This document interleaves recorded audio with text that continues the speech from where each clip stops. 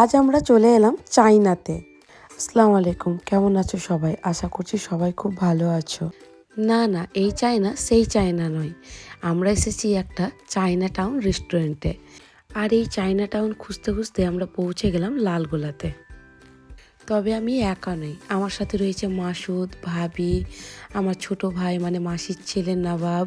এখানে আমরা দাদাদের জন্য অপেক্ষা করছিলাম আর ইতিমধ্যে আমাদের খাবারও অর্ডার দেওয়া হয়ে গিয়েছিল।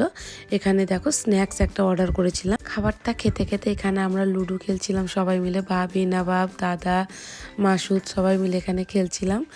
আর এই তো আমাদের চিকেনটাও চলে আসে, তন্দুরি আর সালাদ একটা অর্ডার করেছিলাম। এখানকার তন্দুরি চিকেনটা খুব টেস্টি ছিল, খুব ভালো লেগেছিলো আমাদের সবার।